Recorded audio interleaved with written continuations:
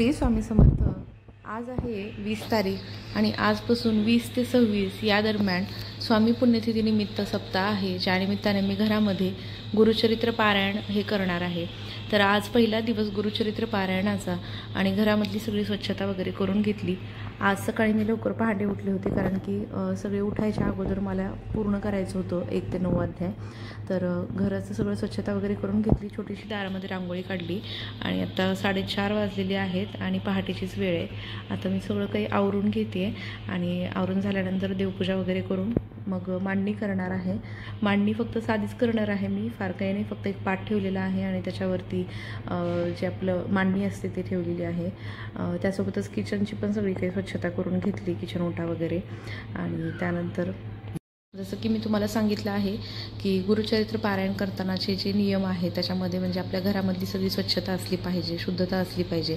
कारण की आपण घरामध्ये व्हेज नॉनव्हेज दोन्ही प्रकार बनवतो, पण गुरुचरित्र पारायण असताना आपल्याला पूर्ण स्वच्छता घरामध्ये ठेवायची आहे। म्हणजे अगोदरचं जरी काही थोडेफार अंश राहिले असतील तरीसुद्धा घरामध्ये पूर्ण जावे।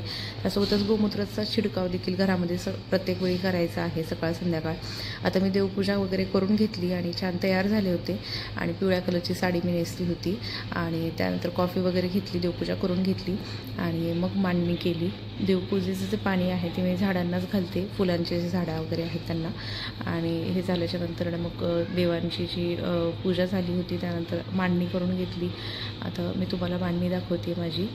तर ही माझी अशी मांडणी झालेली आहे। स्वामींचा जो फोटो आहे तो अक्कलकोटवरून आलेला होता आणि स्वामी स्वतःच माझ्या घरी चालून आले, तर तोच फोटो मी इकडे ठेवलेला आहे मांडणीसाठी। आणि दुसरा जो आहे तो देवघरामधला तो तिथेच ठेवलेला आहे, कारण 2-2 फोटो होतात त्यामुळे। बाकी मग जे अखंड दिवा असतो तर त्यामध्ये मी दसऱ्याला जे दिवा घेतलेला होता तो दिवा मी इथे ठेवलेला आहे। त्याच्या खाली तांदूळ ठेवलेले आहे, तांदळाची रास।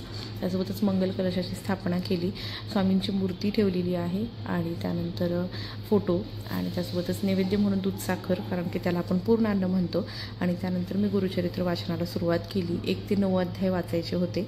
त्याच्या अगोदर आपल्याला जे स्वामींचं स्तवन आहे ते अगोदर घ्यायचं असतं, स्वामी प्रार्थना। त्यानंतर 1 माळ श्री स्वामी समर्थ मंत्राची जपमाळ घ्यायची असते, 1 माळ गायत्री मंत्राची आणि त्यानंतर आपल्याला गणपती अथर्वशीर्ष वाचून पहिल्या अध्यायाचं पठण करायचं असतं। अशा पद्धतीने गुरुचरित्र पारायणाची माझी सुरुवात झाली।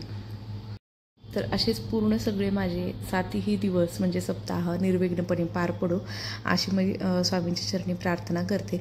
आणि आजचा व्हिडिओ तुम्हाला आवडला असल्यास नक्की लाईक करा आणि चॅनलला सबस्क्राईब करा। त्यासोबतच ज्यांना गुरुचरित्र पारायण करणं शक्य होणार नाही, म्हणजे पठण किंवा जे काही बसून वाचणं शक्य नाही आहे किंवा काही अडचणी आहेत त्यामुळे वाचणं शक्य नाही आहे घरामध्ये सगळ्या काही नियम अटी करून, तर गुरुचरित्र पारायणचे सगळे अध्याय म्हणजे प्रत्येक दिवशीचे, म्हणजे समजा आज 1 तारीख आहे, आज पहिला दिवस आहे, तर 1 ते 9 असे सगळ्या अध्यायांची मी तुम्हाला श्रवण करण्यासाठी माझे व्हिडिओ क्लिप्स जे आहेत ते यूट्यूबवरती शेअर करते, तुम्ही नक्कीच ऐका, जेणेकरून पठण आणि श्रवण हे दोन्ही सारखंच असतं। व्हिडिओ आवडला असल्यास नक्की लाईक करा, चॅनलला सबस्क्राईब करा।